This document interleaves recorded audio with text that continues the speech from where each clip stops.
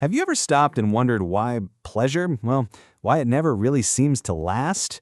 Or why even the absolute best things in life seem to have some kind of catch? It's a question we've all asked ourselves. Today, we're going to dive into a text that's about 2,500 years old, but it offers this incredibly radical way of looking at our experiences from the simplest joys to our deepest pains. So the story kicks off when a group of the Buddha's monks bump into some other spiritual wanderers. And these wanderers, they hit him with this question.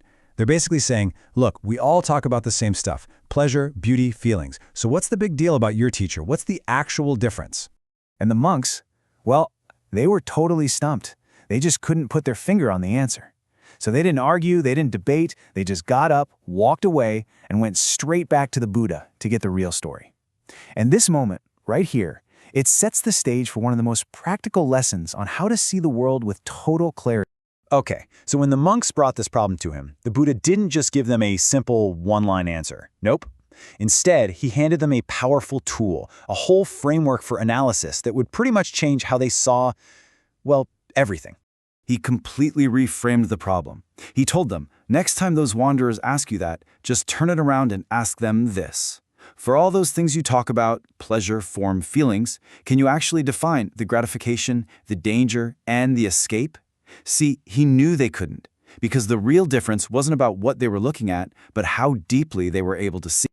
So here it is, the Buddha's three-point framework in the original Pali language. We've got asado, adinavo, and nisaranam. Now, for hundreds of years, these have been translated pretty consistently as gratification, danger, and escape. And that's fine. It's a solid, straightforward translation. But what if it's missing the most powerful part of the message? And this three-part lens is meant to be applied to those three big areas of life that the wanderers brought up. You've got kama, that's all the sensual pleasures from our five senses. Then there's rupa, physical forms, especially things like beauty. And finally, vedana, which covers all of our feelings, from the most painful to the most pleasant. Now this is where things get really interesting.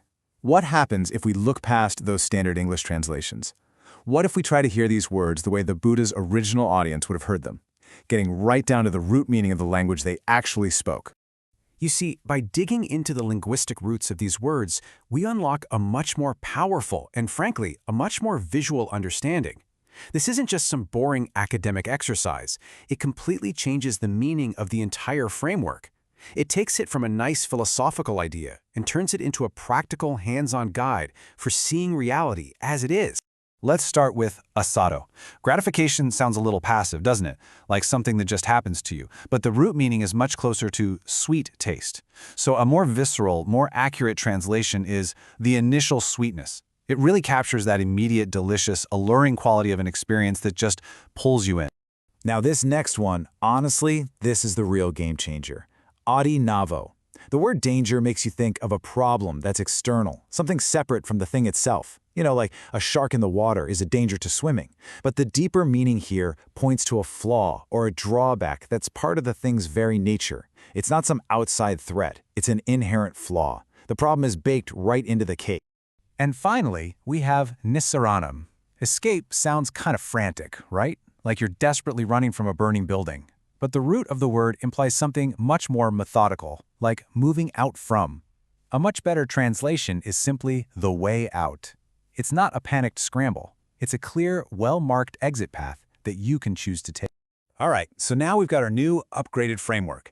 The initial sweetness, the inherent flaw, and the way out. So let's apply this deeper, more visual translation to those three areas of life and just see how much it changes our perspective. First up, sensual pleasures.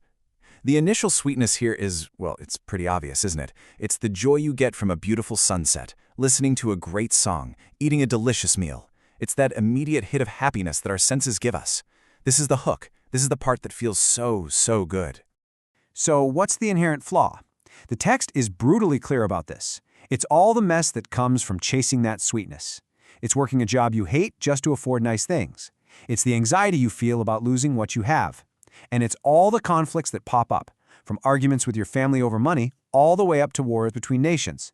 All of this, the Buddha says, is a direct result of our attachment to pleasure. It's not some random danger, it's the built-in consequence. Okay, next up, rupa, or physical form. We all appreciate beauty, charm, That's the initial sweetness. But what's the flaw that's baked into the very nature of beauty itself? To illustrate this, the Buddha gives this incredibly vivid, almost cinematic timeline. He says, imagine a young woman at the peak of her beauty, maybe 16 years old. Then he says, see her again as an old woman, wrinkled, frail, her beauty gone. Then see her sick, then dead, then as a decaying body, and finally as nothing more than dust. The point is so stark. Decay isn't a danger that might happen to beauty.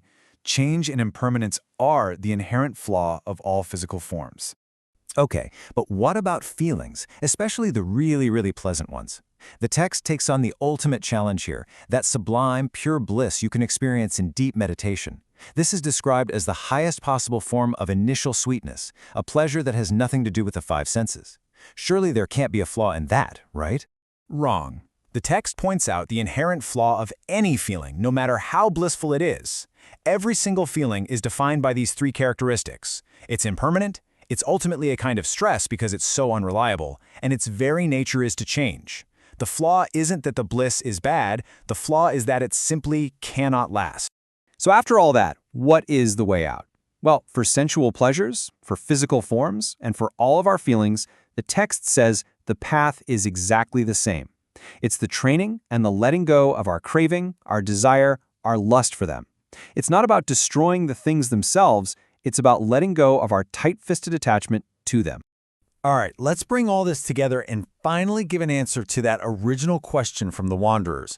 What was the real difference in the Buddhist teaching? So here's the crucial point. The difference was never about the topic. Everybody was talking about pleasure and pain. The difference was the depth of perception. You see, other teachers saw external dangers that you had to manage or avoid.